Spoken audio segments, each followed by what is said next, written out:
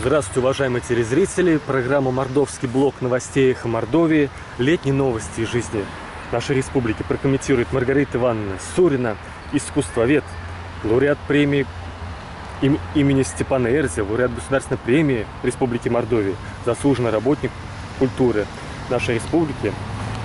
Девиз нашей программы придумал Петр Николаевич Тултаев в феврале. Пока мы будем безучастными, мало что изменится.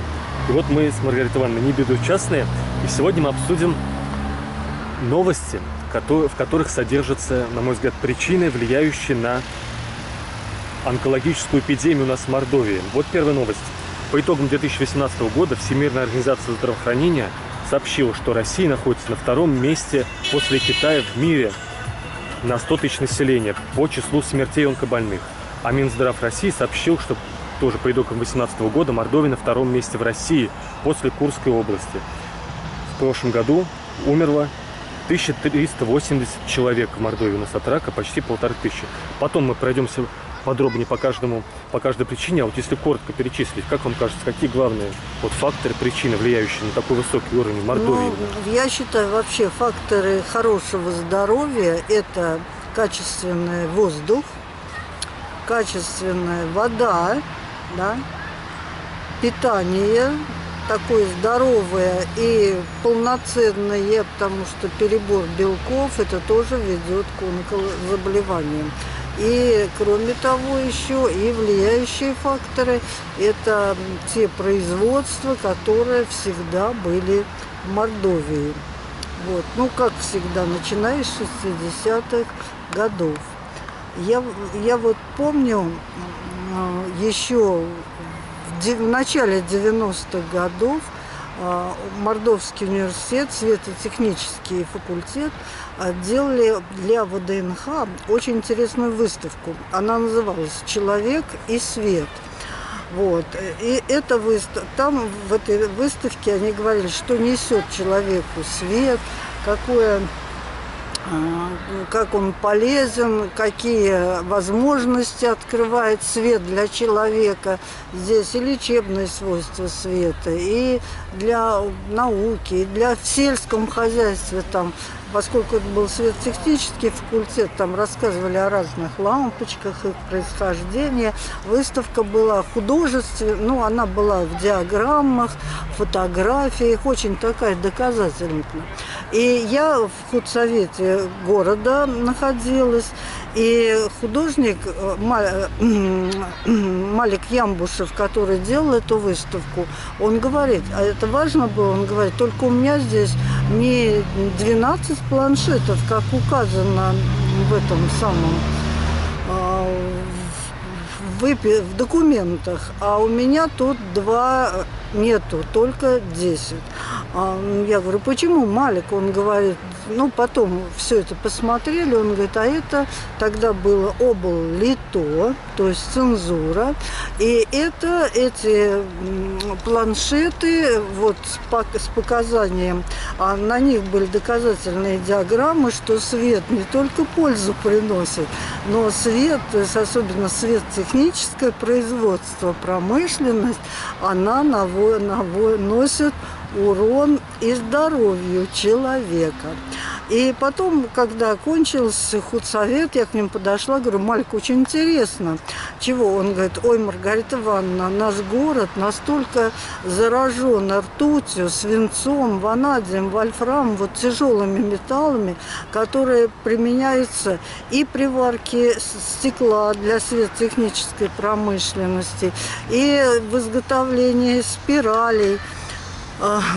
И там были диаграммы из зараженности, в частности, Саранска, этими тяжелыми металлами. И он говорит, вы на какой улице живете? Я в ту пору жила на улице Васенко. Он говорит, в общем, до Полежаевой это вообще страшная история. Бегите оттуда скорее, бегите. Там электровыпрямитель, биохимик рядом, да? Там главная фирма светотехника была, ламповый завод. Вот, и все это вот. А у нас в Мордовии ведь и Ардачевский свет технический. У нас еще в Мордовии не только вот этот ламповый, а были еще и дочерние предприятия, фирмы светотехники. Ну, потом все-таки вот стали ламповый завод, вот эта вот старая площадка, она была вынесена за город. Но все равно, конечно, это было все очень близко, это все влияет на город, это все, конечно, сказывается на рост онкологии в нашем городе, потому что вот эта ртуть, свинец, это тяжелые металлы, они все оказывают влияние на нашу жизнь, на наше здоровье. И даже кто уже там теперь не живет, и завод закрыт, все равно это у нас есть везде, и в воде, и в Мордовии. И я поэтому думаю, что это одна из таких вот очень серьезных и важных причин, один из важных факторов того, что наша республика вот стоит на втором месте. Замечательное светотехническое производство. Мордовия, о которой мы говорим, каждая 4-я лампочка в Мордовии, она сделана в Саранске. Да, это хорошо, но Красиво. есть и второй конец этой палки, этого вопроса, и, конечно, он не радует. Потому что очень много, я знаю, сотрудников бывших лампового завода, особенно вот горячих этих цехов, где варилась шихта, вот. Там эти сотрудники, очень многие пожилые люди, они жили вот здесь даже, недалеко, со многими там женщинами. Вот я на улицах встречалась, разговаривала, их уже нет. Я знаю 10-е школы, где ученики, и у них сделали исследования, у них в волосах находили ртуть, в ногтях.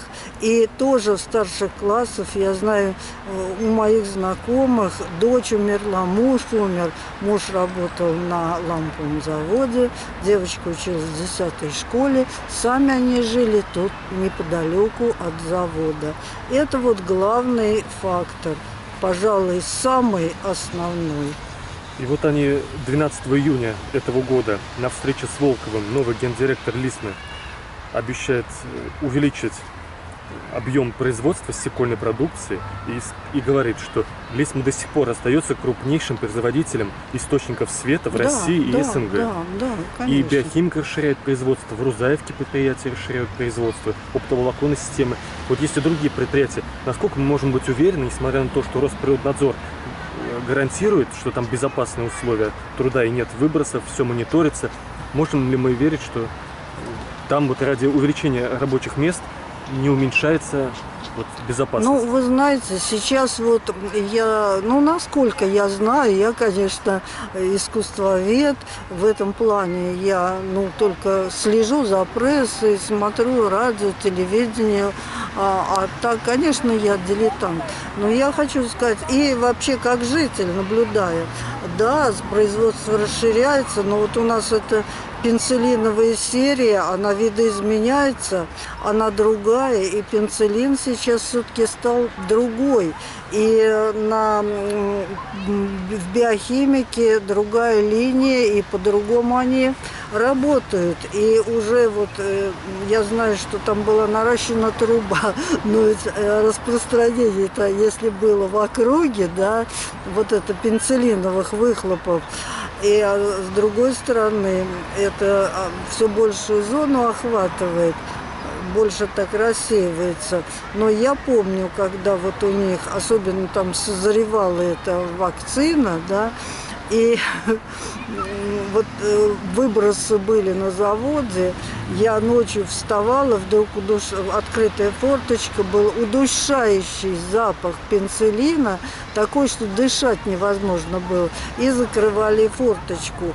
Уезжая вот оттуда, сюда на юго-запад, я уже имела заболевание, у меня был непрекращающийся насморк, то есть он был у меня на почве вот аллергический такой насморк, и лечилась, и ультразвук наукам, и к профессорам обращалась. Я все время ходила вот с этим насморком, болела голова, и я не могла говорить, и все время как вот такой гриппозный вид больной был. Вот. И когда я переехала сюда, вот на юг-запад, где с 3 сторон лес, где были огромные луга, к сожалению, вот сейчас здесь они застроены домами многоэтажными, появились такие каменные джунгли здесь, очень маленькие дворы, мало зелени, вырубаются, кстати, деревья. И причем вырубаются, я помню, что в начале моего приезда сюда около магазина «Южный» срубили 3 березы, чтобы там было темно, сделать, расширить стоянку, проезжать. Так на них горсовет подал суд, там ругались, и такой был шум. Дома, около моего дома Новосенко, мы укоротили сирень и спилили несколько сучков так, чтобы был только один ствол, и было темно в квартире.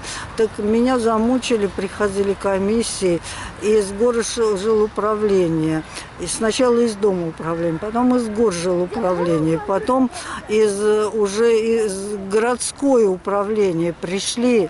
Но, слава богу, вот главный агроном, она была моя знакомая, я всем показывала, вот ребенок пошел в школу, в квартире темно, сирень мы никуда ее не спилили, мы просто убрали несколько стволов, сделали, чтобы она росла как дерево, вот одним стволом, и цвела, и все так же. Ну, они все уходили, но кто-то, доброжелатели, продолжали писать.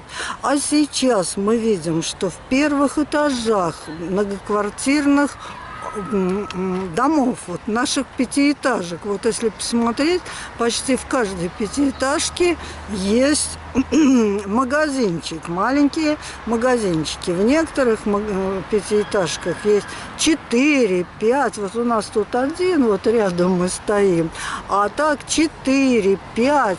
И каждому этому магазинчику нужно, чтобы подъезжала машина, разгружали грузы. И, значит, везде сделаны дорожки, газоны, проложена плиточкой очень красиво. И срублено 1, 2, 3 березы. Вот.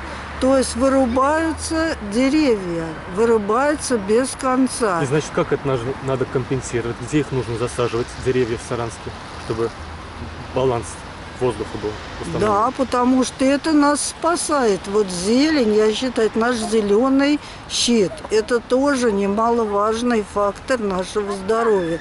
Трава, а у нас ее, к сожалению, в городе машины, и все меньше и меньше, меньше и меньше травы. Но я хочу сказать, вот, и хотя руководство Лисма не обещает сейчас производство там сделать более фильтры, очистные сооружения, улучшить все это, модернизировать. Но ведь та зараженная земля ртутью, свинцом, она осталась. И металлы эти тяжелые, они на нас действуют, они проникают в почву. А у нас почва, артезианские воды. Мы пьем воду артезианскую, она у нас в Саранске одна из самых вкусных, чистых. Другое дело, в ней фтора много, в ней там известняковых отложений много, но вода у нас хорошая все равно. Вот. Но кто знает, сколько там вот этих тяжелых металлов есть и еще будет. Поэтому, конечно, нам, вот сейчас мы бросаем бутылки, мусор, вот наша лесопарковая зона, которая тут рядом, и которую все жильцы тут гуляют с удовольствием, с детьми, катаются на велосипедах, есть велодорожки, есть скамейки, освещение. Но сколько там грязи стало, сколько мусора, сколько даже вот 5 лет назад, 10 лет. Я постоянно туда хожу, гуляю, вот, хожу с палками, занимаюсь скандинавской ходьбой. И сколько там грязи теперь, сколько мусора. Иногда не выдерживаешь, собираешь, а там ведь стоят даже мусорницы. Я считаю, что люди должны задуматься, что об этом не обязательно уроки экологии делать в школах, но детям на уроках биологии, на других говорить. Природа – это наша мать, да, ее надо беречь всячески, и организовывая производство, и выбрасывая мусор. Вот, слава богу, у нас в городе он сейчас в первых рядах по сбору, утилизации мусора, да. Контейнеры появились очень хорошие, много их. Раньше ведь одна машина приходила в 6 утра к каждому дому. Люди с ведрами бежали, чтобы этот мусор вынести. Проспишь – все, до следующей машины. Теперь не надо ждать машины, не надо рано вставать. Иди в любое время и выброси мусор. Только выброси, собери его, не кидай.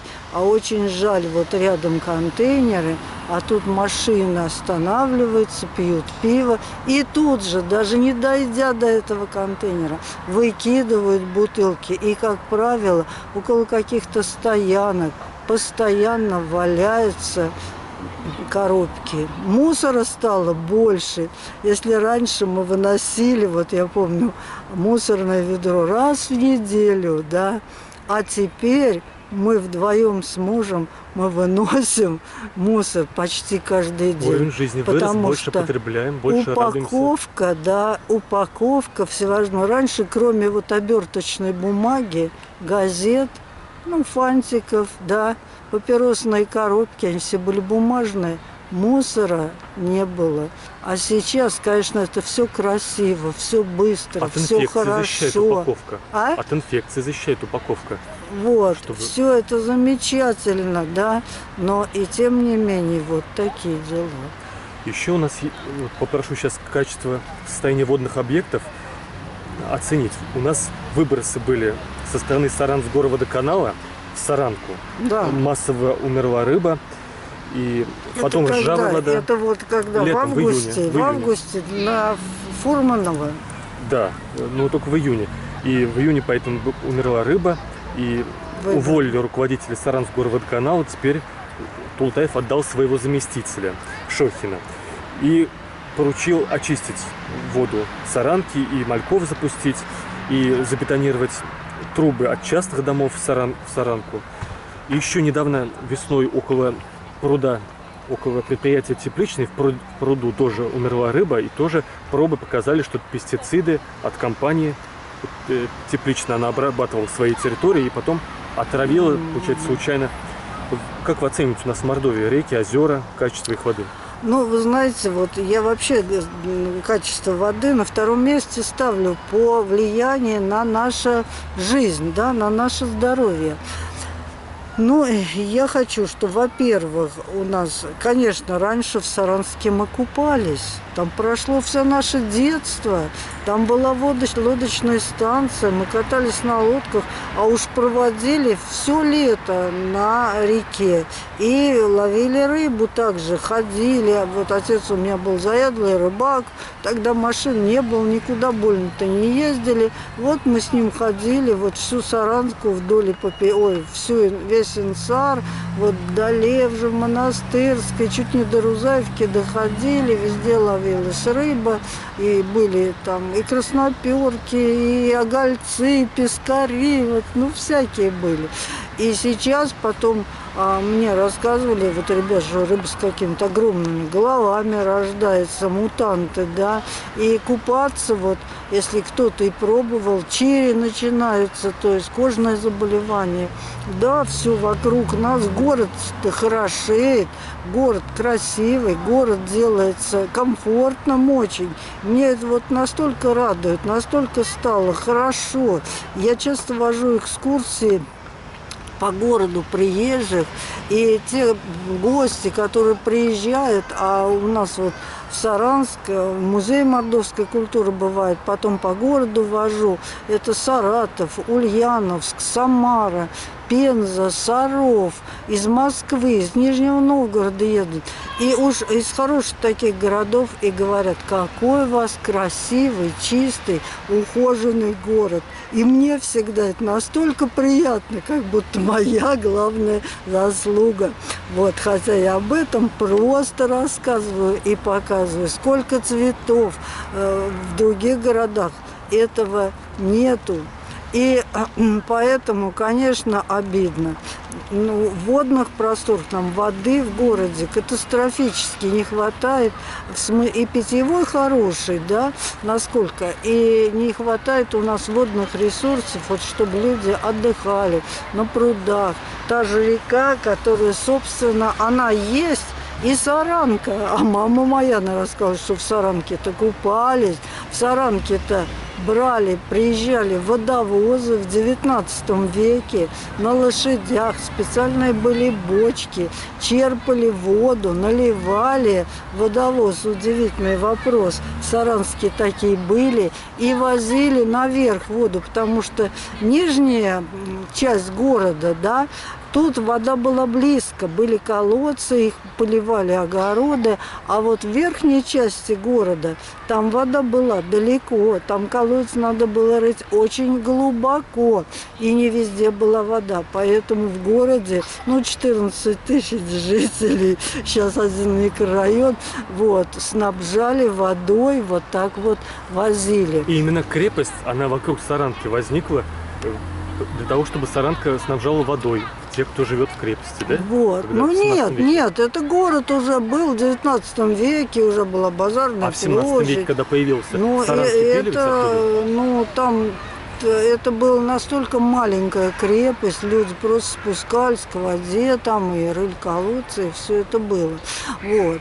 И поэтому, конечно, воды у нас практически не хватает. Вот пойти, вот когда чемпионат был, помню, волгоградцы пришли к нам в музей, у нас там были замечательные концерты симфонической музыки, скрипичный ансамбль городской выступал. Они, какой у вас и хочется танцевать, они слушают, и говорят, единственное, хочется еще искупаться. А где у вас? Я говорю, негде. То есть наши реки, и Саранка, и Инсар, они существуют только чисто номинально.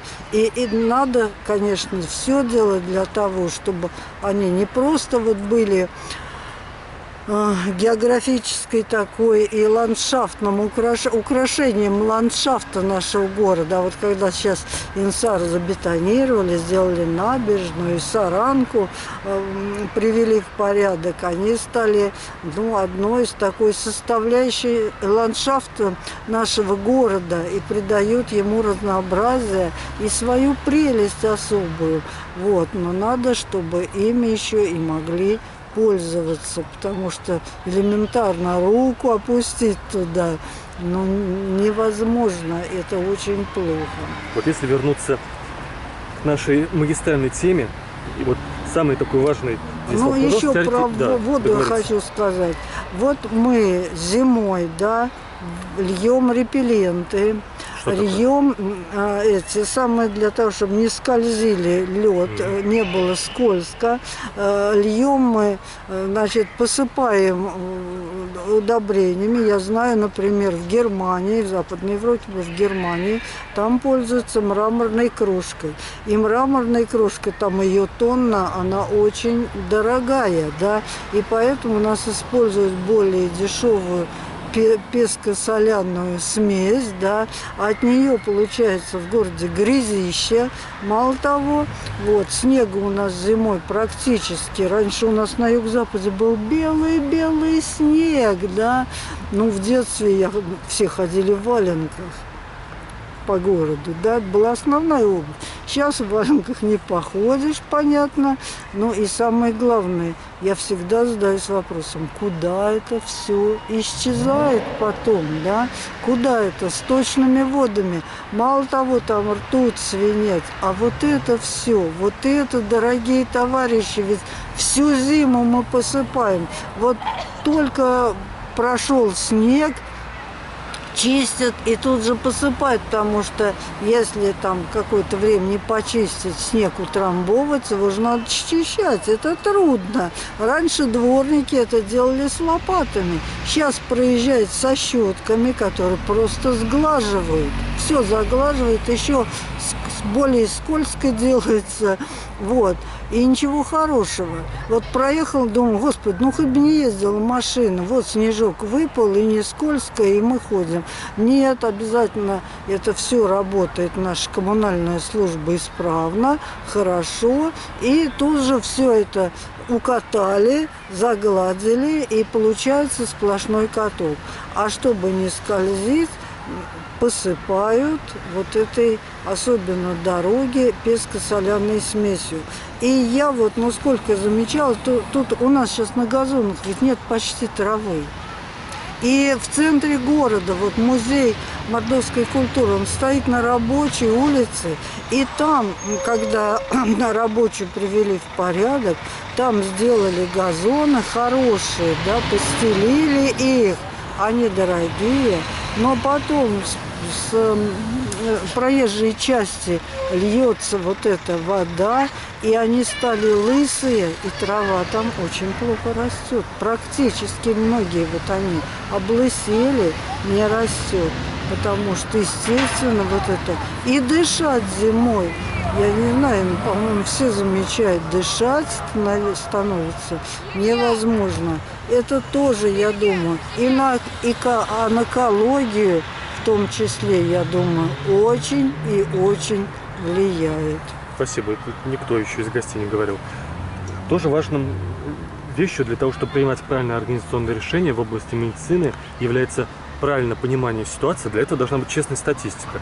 Информационный повод то, что 19 июля Столицес обратил внимание на надзорную статистику прокуратуры, выявившей 4,5 тысячи за год искажений сведений у сотрудников МВД о преступлениях. А вот эксперты медицинские говорят, что и онкологическая статистика, она тоже, грубо говоря, лживая. И по многим показателям приглаженная, причесанная, улучшенная, да. Минусы не показывают, плюсы преувеличивают, и разные парадоксы приписывают к улучшению качества. Вот как вам кажется, насколько это вообще в нашей жизни важно, иметь честную статистику? Ну, это очень важно, да, это очень важно, чтобы людей это настораживало, чтобы задумались и власти, и обычные граждане о том, как нам жить, да, что нам делать, как нам воспитывать детей. А они по секрету говорят, что если мы говорим, что ухудшается ситуация, мы вас лишаем премии. Вы нам лучше дайте ну, вот лживую видите, статистику. Вот этот материальная, так сказать, заинтересованность. Ведь сейчас вот особенно вот наша медицина страховая, да, это тоже огромная проблема, страховая медицина. И скорая помощь сейчас, вот, кому поедут, кому не поедут, за это заплатят, за ложный выступ, не заплатят. Ну, в больнице вот я в силу своего возраста теперь часто обращаюсь, хотя 30 лет я вообще не знала, что такое больница. И когда я слушала, ой, ну что вы рассказываете, что вы какие злые, что на врачей. Ну и действительно, вот оптимизация поликлиник, да, вот сейчас у нас здесь на юго-западе у нас прекрасная поликлиника «Орбита», диагностический центр. Там как будто стоят хорошие приборы. Ну, флюорография уже полгода не работает. В Елгу надо ездить, да. Кроме того, кардиолог, вот у нас сердечно-сосудистые болезни, очень на первом месте стоят. Да, да. У нас объединили 9-ю поликлинику и «Орбиту», да. А кардиолога раньше было 3 на «Орбиту», А теперь один остался на 9-ю клинику и на орбиту. И еще приходящие из Елги по пятницам. Там такие очереди, люди такие злые. Их сейчас искусственно убрали. Очередей нету. Очень у нас хорошо все. Ну как, за счет чего брать? Заболело сердце. Я пошла к кардиологу. Нет, меня не примет он и меня не запишет. Во-первых, запись за 10 дней. Во-вторых, записывает участковый терапевт. Бюрократии уменьшили очереди, да, получается? Да, очереди Доступ. уменьшились. Ну и вот я знаю, к онкологу, к мамологу, вот много женщин вот в регистратуре стоят, оказывается, вот если ты пришел с 8, и ты там в течение часа, там стоят большие, и ты не записался, все, приема, вот к этому врачу, а рак груди у нас один на первом, наверное, Да, у месте женщин где-то это- стоят. Вот. И попасть, я просто по своим женщинам, поскольку была я руководителем коллектива женского, и знаю, не могут записаться к мамологу. Поэтому это, конечно, медицина у нас, она вроде бы сейчас стали очень хорошие, ну, она хорошо оснащена, да? Да, скоро Хорошо. построят поликлиническое отделение до 2021 Да, года. 4 она- первичных центра амбулаторно-онкологической Она помощи. оснащена хорошо у нас сейчас. Вот, но Недостаточно. хорошего мало. Почему? Потому что люди жалуются, болеет все больше. Люди жалуются. Недостаточная вот такая медицинская грамотность. Да. И причем по любому поводу бегут к врачу. Это тоже. Многие пенсионеры, бабушки, им скучно. Они приходят в больницу и сидят. Сейчас уже их всех разогнали. Сейчас они перестали. Многие, я знаю, что ложились в больницу-то 21 день. Держали на полном обеспечении. Одинокая женщина. Плохо ли, да? Она полежит, там она знакомыми, поговорит, в санатории и только. Я знаю, у меня соседка, они вот с дедом, у нее муж, а он был ветеран войны, и его в госпиталь каждый год, и ее клали. Вот они лежат. Теперь он умер, а ее не кладут. Она куда не ходит, она ругается, она хочет, чтобы ее положили на 2 недели, она там отдохнула. Ну, это тоже уже, тоже перебор. Население наше тоже. Но в то же время я знаю такие случаи. В Атяшеве убрали больницу, ее нет, надо ехать в Чамзинку. Хотели закрыть лучшую в республике, старейшую Темниковскую больницу в Темникове.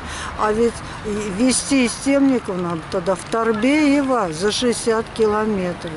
И все это вот, не знаю, насколько эффективны эти ФАПы, вот, но все равно нет больницы, нет клуба, нет школы в селе, нет села. То есть мы сами уничтожаем, говорим, что у нас в республике мордва не говорит по-мордовски. А где им говорить? Где? В городе среда, этой среды языковой нет. Было село, была среда, люди говорили, развивался язык. Сейчас в нем были свадьбы, женились друг с другом, соседнее село, рядом как-то находили, были. А сейчас семьи, ну, это плохо, наверное, хорошо, что многонациональное, но ведь языка-то нету, среды нет, костюма нет, и нету языка, и нету нации скоро, и не будет. Так что здесь вот такие глобальные причины, серьезные, большие. И очень, конечно, это все сложно. И я понимаю, что и руководство, и республики, и государство это все решить сложно. Вот. Но все вместе, когда мы будем, ну хотя бы сознательными, да, хотя бы не будем вот по любому поводу тащиться в больницу и просить, чтобы тебя положили, потому что, ну, тебе хочется полежать, ну не надо, ну хотя бы не бросай мусор везде, да, и если ты открыл свой магазин, ну не руби березы, базу для подъезда к нему. Да? Ну, не устраивай вот это все, А тротуар на с траве. другой стороны, может в приоритетах бюджета сделать не армию, там, не международную политику, не спорт, а медицину. Там мы ведь тратим чуть ли не треть бюджета на танки, самолеты такие военные, которые потом будут ржаветь десятилетиями. Ну, Может, лучше медицина, медицину? не медицину, а надо промышленность, чтобы у нас была такая, чтобы мы не вредили, где она в таких местах, чтобы мы не убивали природу, а не медицину, чтобы стоки были в речку, что там хорошая была вода. Да, вот. Не свинцом нас, не ртутью травили, не антибиотиками бесплатно лечили. То есть медицина, она на третьем месте, а на первом месте это экология. И вообще на первом месте экология. Да, профилактика, чтобы люди не заболевали. Была такая среда безопасная. А медицина, чем больше ее будет, тем больше будет лечиться. Чем больше аптек, тем больше лекарств. И это как снежный ком. Нет, это все от людей зависит, от самих. И потом, ну, вот питание, да, это тоже важно, но надо разумно. Мы голодали, не видели хорошего хлеба, не видели хорошей выпечки, не видели мы продуктов достаточно, рыбы, мяса. Ну, рыба была, ментай да хек, да, слуги народные, вот. Таких хорошей рыбы мы не видели. И сейчас люди накинулись на все. Не видели конфеты, привозили из Москвы. Конфеты были, кстати, были конфеты, были весна, ласточка, и еще радий. А я сейчас думаю, подарок из Чернобыля. Можно было. Вот конфеты радий. Это открыт был новый элемент. И конфеты были. Помню даже обложку шоколадная радий. Да. Ну, а вот всякие там конфеты, деликатесы. Ну, какие Мишка на севере, Мишка косолапый. И это все привозилось из Москвы. Вафлей даже не было. И люди, те, которые наголодались сейчас, хоть и говорят, там пенсионеры вот плохо живут, но на конфеты, на хорошие булки-то им хватает. И поэтому все накинулись, все это едят. Избыточные колбасы едят, да, вот это тоже немаловажное, то, что мы едим и производим. Едят много колбасов, где мучного. загустители, затвердители, стабилизаторы. То есть колбаса, она раньше была праздничной пищей, а теперь она пища повседневная, она у многих не переводится. И вот это вот неразумное питание, оно ведет к тому, что у людей болят суставы, набирают вес, отнимаются ноги, да. Ведь у нас в городе, вот я помню в моем детстве, старух с палками, вообще людей с палочками, это были инвалиды Отечественной войны, ходили там на колясках, на костылях, и с палочками старухи бегали, никаких палочек не было. А может, они прятались по домам, и поэтому их не видно было? Ну, Раньше, может быть, трудно было ходить по улицам? Ну, все таким равно, конечно, палочкам. такого вот жизненного уровня не было. Нет, по домам. Но и потом, я говорю, все-таки 70 лет это считалось глубокая старуха. Сейчас меня девушкой зовут. Вот. Поэтому сейчас Благодаря уровень медицине жизни тоже, и да. благодаря и медицине, и ну все-таки питание, и кто разнообразно питается, кто живет разумно, кто вот правильно, рационально питается, да, то, я считаю, это все залог хорошего здоровья и долголетия. То есть дело в наших руках, собственно. А сейчас я прихожу в магазин, смотрю, те же пенсионеры хватают, главное, колбасу, конфеты, едят горстями. Ну что это такое, да?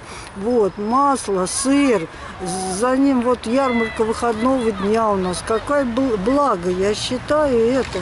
Каждую субботу вот не надо идти там в супермаркет, где здесь сейчас стали цены одинаковые, но все равно это у дома в шаговой доступности, приятно, можно купить, но я смотрю, что ломятся за сыром, за колбасой, за сосисками, а все это это все вредно. Это должна быть пища не повседневного уровня, а праздничная. Консервы без конца мы едим. А вот то, что ели всегда, традиционно, на чем выросли, это зерновые, это каши всевозможные, да, это овощи, это картошка, капуста, все это, морковь. Вот у нас в избытке, пожалуйста, можно это есть. И все это все-таки вот питание должно быть рациональным. А еще, мне кажется, улучшает ситуацию со здравоохранением, и в том числе с лечением онкозаболеваний, то, что вот вы мне рассказывали, что в советское время чуть ли не одна только была аптека в Саранске, а теперь аптек больше, но вот все равно выявляются правонарушения, прокуратура выявила в июне в Краснослободской аптеке, в Дубенской больнице правила хранения лекарств и правила снабжения льготных категорий граждан. Как вам кажется, вот если по лекарствам, касающимся онкозаболеваний, конечно, вы не знакомы наверняка. Вот как у нас в Мордовии? Более-менее или Нет, проблемы? я этим не владею, и поэтому говорить на эту тему я не могу. Но то, что аптек стало несметное количество, и я иногда вот наблюдаю, был магазин, там продавали трикотаж, обувь, аптека стала. Было это самое, еще хлеб, там продукты, аптека. И вот я знаю, мне уже смешно, потому что в одном доме 3 аптеки. Я говорю, ладно, раньше вот на весь юго-запад было 2 аптеки, да. Сейчас вот в обозримом мы как-то с мужем посчитали 26. Я говорю, получается, каждому дому, кварталу вначале цена было дешевле, раз они свою конкурируют. аптеку, потом каждому дому свою, теперь каждому подъезду свою аптеку, да. И те, кто открывают, они не задумываются, а люди покупают, значит, ходят, значит, покупают. А раз покупают со склада, вези продукты. Тебе нужно санэпидстанции замучить, холодильник нужен. А это со склада из Москвы в сумочке привез, да, или посылку получил. И все открыл и продавай. И поэтому я думаю, что очень много фальсификатов всяких торгуют, и в том числе, наверное, и просроченных в том числе, наверняка эти самые идут лекарства, которые лечат онкозаболевания. И вот в этом плане там еще очень темные дела, потому что и один раз вот у нас была диспансеризация, и врач мне говорит, вот попейте вот такое-то лекарство обязательно. И вот в этой аптеке, я обратила внимание, она выписала на бланке, на специальном. Я пошла, и лекарство это очень дорогое, и я обратилась к своей соседке, она медсестра. И я говорю, что это за лекарство мне выписали, и если к нему аналог. Она говорит, хорошо, я со своим врачом и говорит, вот есть аналог российский. То есть российский аналог стоит 129 рублей, а то, что врач мне выписала, 800. И велела именно в этой аптеке. Потом она мне говорит, ну попили, я говорю, я попила вот это. А почему вы, я же вас просила, я говорю, ну что, я ненормальная что ли, покупать за такую цену, когда есть точно такое же, с таким же действием лекарства.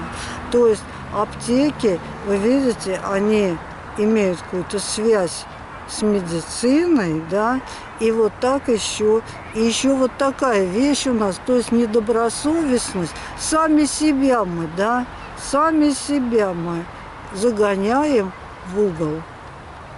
Конец первой части. Все.